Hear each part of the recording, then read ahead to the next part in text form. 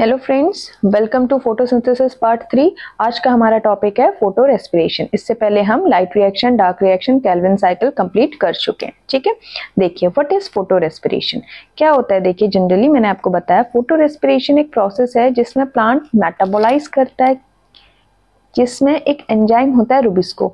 इसके बारे में हम केल्विन साइकिल में पढ़ चुके हैं कि आरयूबीपी CO2 को फिक्स करता है in the presence of an enzyme Rubisco. तो ये जो रुबिस्को का काम होता है ना केल्विन साइकिल में, जनरली कार्बन डाइऑक्साइड को फिक्स करने का होता है। लेकिन ये क्या करता है, कभी कभी ये CO2 से फिक्स ना होने के बदले ऑक्सीजन के साथ रिएक्ट कर देता है और जो केल्विन साइकिल ने कार्बन डाइऑक्साइड मेहनत से फिक्स करी उसको भी खो देता है। और क्या करता है, साथ साथ एनर्जी भी खर्च करता है और ना ही कोई आउटकम यहाँ पे निकलता है विदाउट प्रोड्यूसिंग शुगर। ठीक है, तो क्या है, हमारी जो फोटो रेस्पिरेशन है जनरली एक वेस्टफुल प्रोसेस है। ठीक है, वेस्टफुल प्रोसेस क्यों है, क्योंकि इसमें ना तो कुछ प्रोड्यूस हो रहा है विदाउट प्रोड्यूसिंग शुगर, और एनर्जी हमारा उल्टा खर्च हो जा रही है इसमें। और जो हमारे CO2 हमने फिक्स करी है केल्विन साइकिल की हेल्प से, प्लांट में जो CO2 फिक्स करी है वो भी यहाँ पे इस प्रोसेस में खत्म हो जा रही है। ठीक है, और इसलिए हमारी वेस्टफुल प्रोसेस है। कब होती है, ये लाइट में होती है, इसलिए इसको फोटो रेस्पिरेशन, फोटो का मतलब ही लाइट होता है, ग्रीन टिश्यूज में होता है। और रेस्पिरेशन में जैसा कि हम O2 का यूज करते हैं और CO2 रिलीज करते हैं, वही यहाँ पे भी होता है। ठीक है, अब देखिए क्या होता है, ये ज्यादातर हमें C3 प्लांट्स में देखने को मिलती है। प्लांट्स होते हैं एक C3, एक होते हैं C4। C4 प्लांट्स क्या होता है ये मैं आपको इसी वीडियो में लास्ट में समझाऊंगी अच्छे से, C4 प्लांट्स क्या होते हैं। तो ये जो फोटो रेस्पिरेशन की प्रोसेस है ना, ये C3 प्लांट्स में देखने को मिलती है। ऐसे प्लांट्स जो नॉर्मल, जिनमें केल्विन साइकिल से ही कार्बन फिक्सेशन होती है, उसे हम C3 प्लांट्स कहते हैं। ठीक है, और जो C4 प्लांट्स होता है उन्होंने ना कुछ अपनी एडेप्टेशंस करी हैं ताकि उनमें जो है ये C4 प्लांट्स में, ताकि ये फोटो रेस्पिरेशन की प्रोसेस ना हो। ठीक है, और जो है कि रुबिस्को की जो ऑक्सीजनेशन वाली एक्टिविटी है, मतलब कि रुबिस्को की जो कैपेसिटी है ऑक्सीजन के साथ बाइंड होने की, वो वहां पे रिड्यूस हो जाए। इसलिए C4 प्लांट्स में कुछ एडेप्टेशंस करी है उन्होंने, जो मैं आपको इसी वीडियो में समझाऊंगी। ठीक है, देख लेते हैं। फोटो रेस्पिरेशन को हम C2 साइकिल भी कहते हैं, ग्लाइकोलेट पाथवे या PCO पाथवे के नेम से भी जानते हैं। PCO मतलब फोटोसिंथेटिक कार्बन ऑक्सीडेशन। ठीक है, आगे बढ़ने से पहले मैं आपको ये रुबिस्को के बारे में थोड़ा सा बता देती हूँ। ठीक है, ये है एंजाइम हमारा रुबिस्को, RUBISCO रुबिस्को।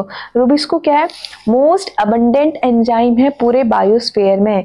जो हमारा रुबिस्को है सबसे ज्यादा पाया जाता है। क्वेश्चन भी आता है कि मोस्ट अबंडेंट एंजाइम कौन सा है पूरे बायोस्फीयर में, तो हमारा मोस्ट अबंडेंट एंजाइम है रुबिस्को। ठीक है, ओके। नेक्स्ट क्या है रुबिस्को, रुबिस्को एक प्रोटीन है। कैसा प्रोटीन है, ग्लोब्यूलर प्रोटीन है। ठीक है, रुबिस्को एक ग्लोब्यूलर प्रोटीन है और पेस मेकर है। किसका पेस मेकर है, pacemaker of Calvin cycle. अगर रुबिस्को ना हो तो केल्विन साइकिल ना हो, क्योंकि रुबिस्को RUBP जो है रुबिस्को की प्रेजेंस में ही CO2 को फिक्स करता है। ठीक है, और साथ ही साथ क्या है, ये बाई फंक्शनल एंजाइम है। बाई फंक्शनल एंजाइम मतलब जो रुबिस्को है ये कार्बन के साथ भी बाइंड कर सकता है और ये ऑक्सीजन के साथ भी बाइंड कर सकता है, और डिपेंड करता है हमारी कंडीशंस पे कि कब ये कार्बन के साथ बाइंड होगा और कब ये ऑक्सीजन के साथ बाइंड होगा। ठीक है, और वो कंडीशंस पे मैं आपको बताऊंगी। जनरली बता देती हूँ, जब कार्बन डाइऑक्साइड के कंपैरिजन ऑक्सीजन का कंसंट्रेशन जब ज्यादा होता है तब रुबिस्को हमारा ऑक्सीजन के साथ बाइंड हो जाता है और उसी को हम कहते हैं ऑक्सीजनेशन एक्टिविटी। ओके, ठीक है, आई होप आपको यहाँ तक समझ आ गया होगा।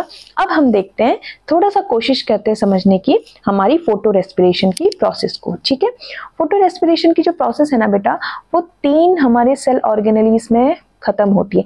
3 सेल ऑर्गेनेलीज का इन्वॉल्वमेंट होता है इस फोटो रेस्पिरेशन की प्रोसेस में। ठीक है, पहली कौन सी है, वो है क्लोरोप्लास्ट। क्या है, क्लोरोप्लास्ट। ये वाला कॉलम हम क्लोरोप्लास्ट का बना देते हैं। मैं आपको डायग्रामेटिकली इस फोटो रेस्पिरेशन की प्रोसेस को समझाने की कोशिश कर रही हूँ। ठीक है, और दूसरा कॉलम हम बना देते हैं पर ऑक्सीजोम का, और तीसरा जो कॉलम है, तीसरा जो यहाँ पे सेल ऑर्गेनेली यूज होता है वो है माइटोकॉन्ड्रिया। ठीक है, इन 2 सेल ऑर्गेनेली की जरूरत पड़ती है हमें फोटो रेस्पिरेशन की प्रोसेस के लिए। ठीक है, अब देखो सबसे पहले क्या होता है, क्लोरोप्लास्ट में होता है हमारा RUBP। ठीक है, RUBP हमारा यहाँ पे ऑक्सीजन के साथ बाइंड हो जाता है। केल्विन साइकिल में CO2 के साथ हो रहा था, बट फोटो रेस्पिरेशन में ये ऑक्सीजन के साथ बाइंड होकर क्या बनाता है, ये बनाता है 1 मॉलिक्यूल ऑफ 3 PGA। 3 PGA मतलब मैंने आपको लास्ट वीडियो में भी बताया था, ये 3PGA का मतलब है कि जो फास्फोरस है वो थर्ड कार्बन पे है, ठीक है। आप कंफ्यूज मत होना कि 3PGA क्या है। 3PGA मतलब फास्फोरस तीसरी कार्बन से जुड़ा हुआ है। तो एक मॉलिक्यूल बनता है 3PGA का और एक मॉलिक्यूल बनता है 2-फॉस्फोग्लाइकोलेट का। 2PG लिख देती हूँ इसे, ठीक है। फॉस्फोग्लाइकोलेट, 2-फॉस्फोग्लाइकोलेट का एक मॉलिक्यूल बनता है, ठीक है।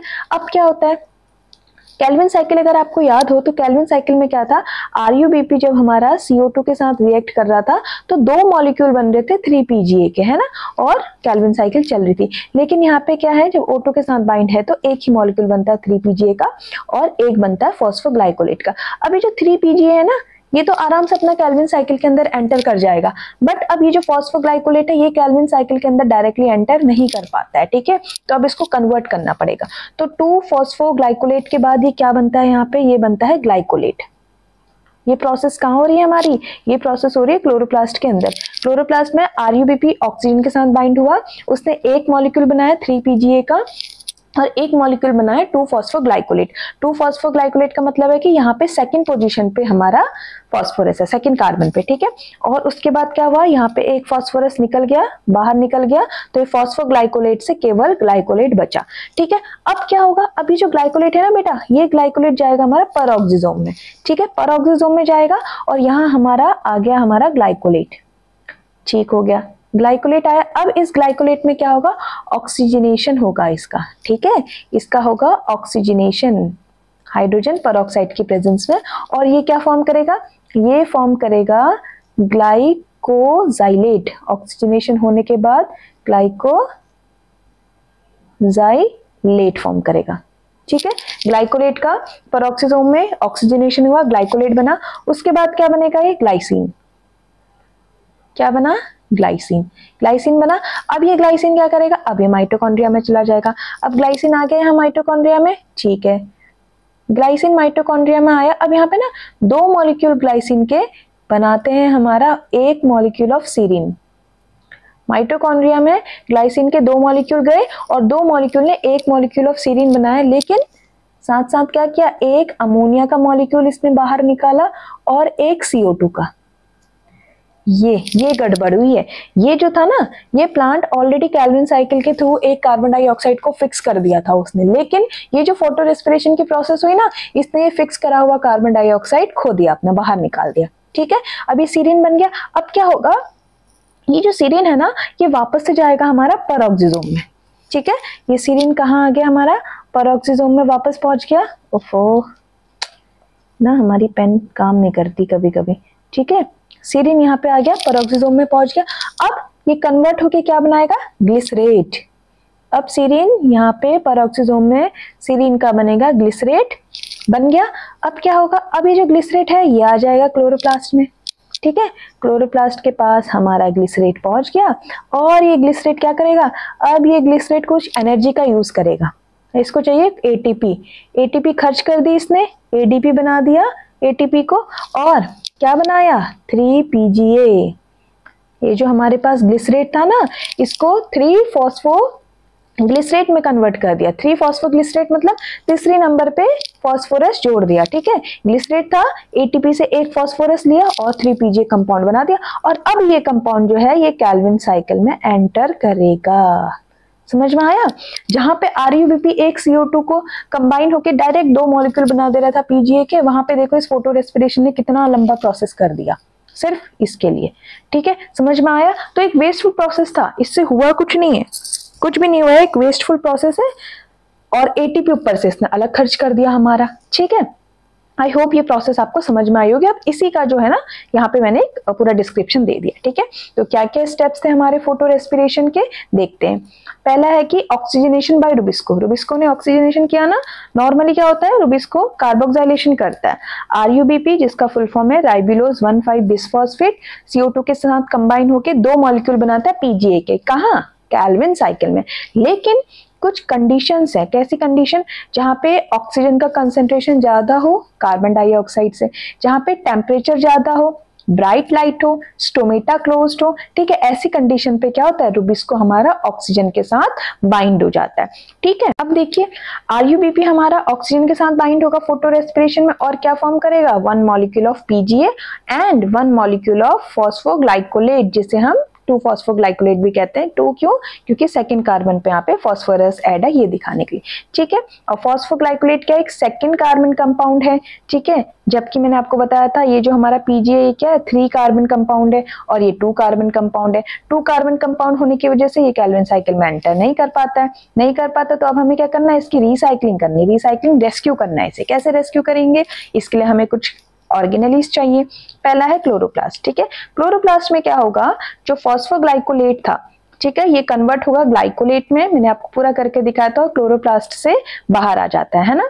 ये देखो क्या था ना, ये जो फॉस्फोग्लाइकोलेट है ये कन्वर्ट हुआ ग्लाइकोलेट में और क्लोरोप्लास्ट से बाहर चला गया, है ना। तो यही प्रोसेस वहां पे भी लिखी है। ओके, फिर PGA from the oxygenation step enters the Calvin cycle। ठीक है, और यही मैंने आपको बात बोली थी, ये जो PGA बचा है एक यहाँ पे, ये Calvin cycle में एंटर कर जाता है। ठीक है, ये हमारा क्लोरोप्लास्ट में हुआ। अब सेकंड सेल ऑर्गेनेल आई परऑक्सीसोम, इसमें क्या हुआ, जो ग्लाइकोलेट भेजा था ना हमने, वो ऑक्सीडाइज होके ग्लाइऑक्सिलेट बनाएगा, ये एंजाइम है, और ग्लाइऑक्सिलेट फिर क्या बनाएगा, ग्लाइसिन बनाएगा। ठीक है, ग्लाइसिन बनाया, फिर कहाँ पहुंचा है, माइटोकॉन्ड्रिया में पहुंचा, जहां पे 2 ग्लाइसिन मॉलिक्यूल ने 1 सीरीन मॉलिक्यूल बनाया और वहां पे क्या रिलीज किया, ये CO2 एंड अमोनिया, ये ध्यान रखना आप। फिर वापस आ जाओ बैक टू परऑक्सीसोम, माइटोकॉन्ड्रिया से फिर वापस ये सीरीन सीरीन वापस से परऑक्सीसोम में आया और इसने क्या किया, serine is converted to glycerate. फिर ये ग्लिसरेट कहाँ गया, फिर ये ग्लिसरेट वापस क्लोरोप्लास्ट में गया, ये ग्लिसरेट वापस से क्लोरोप्लास्ट में आया और यहाँ पे क्या हुआ, ग्लिसरेट फिर री enter the chloroplast is phosphorylated, oxygen का ATP का यूज किया और क्या किया उसने, 3 फॉस्फोग्लिसरेट बना दिया। पहले ग्लिसरेट था केवल, अब इसको फॉस्फोग्लिसरेट चाहिए था, मतलब एक फॉस्फोरस चाहिए था, तो इसने ATP से एक फॉस्फोरस लिया और उसको 3rd कार्बन पे जोड़ के 3 फॉस्फोग्लिसरेट ये बन गया। और ये जो फॉस्फोग्लिसरेट बना ना 3PGA, ये वापस से कैल्विन साइकिल में एंटर कर गया।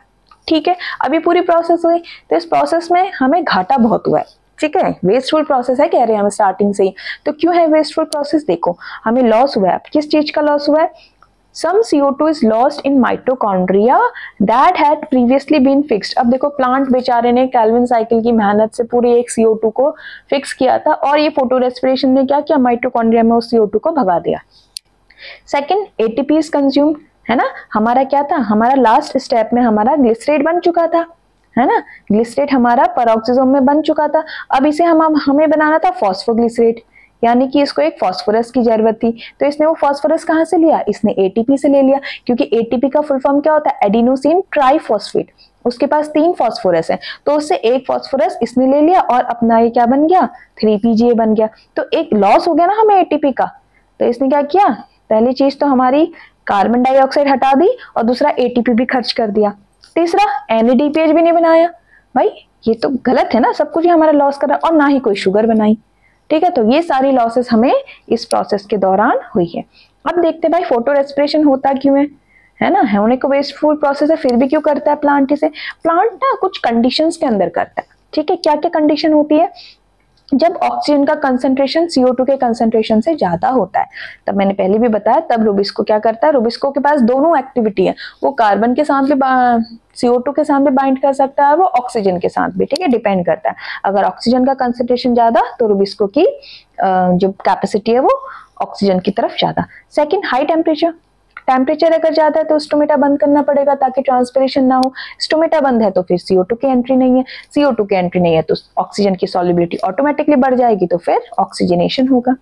ब्राइट लाइट, अगेन बहुत ज्यादा लाइट है, हाई फोटोसिंथेटिक एक्टिविटी होगी, मेटाबॉलिक रेट्स भी हाई होंगे और कभी कभी यहाँ पे CO2 का सप्लाई जो है लिमिटिंग हो जाता है, तो फिर रुबिस्को हमारा ऑक्सीजन के साथ बाइंड अप हो जाता है। ठीक है, और अगेन मैं आपको बोलते आ रही हूँ कि फोटो रेस्पिरेशन एक वेस्टफुल प्रोसेस है। क्यों है, क्योंकि फिक्स्ड कार्बन को इसने खो दिया है, एनर्जी कंज्यूम करी है।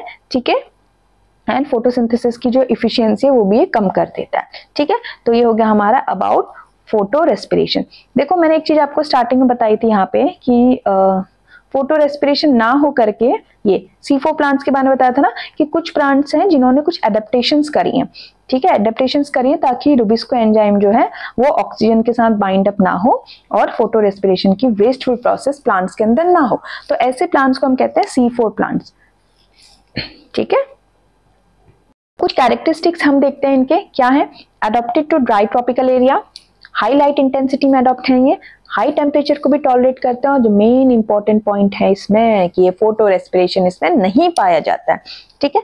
क्रेंच एनाटॉमी पाई जाती है, तो बहुत इंपॉर्टेंट पॉइंट है, ये इंपॉर्टेंट पॉइंट है कि क्रेंच एनाटॉमी किस में पाई जाती है, क्रेंच एनाटॉमी पाई जाती है C4 प्लांट्स में, कैरेक्टरिस्टिक फीचर है।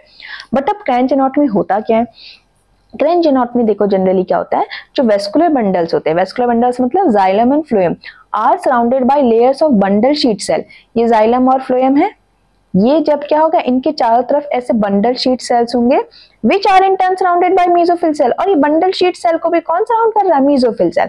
इसको हम कहते हैं क्रेंच अरेंजमेंट, रेथ लाइक अरेंजमेंट, एक रिंग लाइक अरेंजमेंट है, ठीक है। यहाँ देखिए ये है क्रेंच एनाटॉमी, क्या है, ये लीफ है, लीफ की अपर एपिडर्मिस, ये लोअर एपिडर्मिस, लोअर एपिडर्मिस में पाया गया है स्टोमेटा, बीच में हमारे ये क्या पिंक कलर के ये है xylem and phloem, vascular tissue मतलब जाइलम एंड फ्लोएम, और जाइलम एंड फ्लोएम किससे सराउंडेड है, they are surrounded by bundle sheath and in return bundle sheath cells are surrounded by mesophyll cell. तो यही कहलाती है हमारी क्रेंच एनाटॉमी, ठीक है। और ये एडेप्टेशंस किसकी है, C4 प्लांट्स की, और ये एडेप्टेशंस इसलिए ताकि फोटो रेस्पिरेशन यहाँ पे ना हो उसकी प्रोसेस। अब कुछ एग्जांपल्स देख लीजिए आप C4 प्लांट्स के, जनरली जो होते हैं मोनोकॉट्स इसके एग्जांपल होते हैं, ठीक है, मेज, शुगर केन, सोरगम, मिलेट्स, ठीक है, ये क्या हमारे C4 प्लांट्स है। कई बार नीचे ना ऑप्शंस दिया जाता है कि which of the following are C4 plants करके, तो आपको ये भी ध्यान देना है, ठीक है।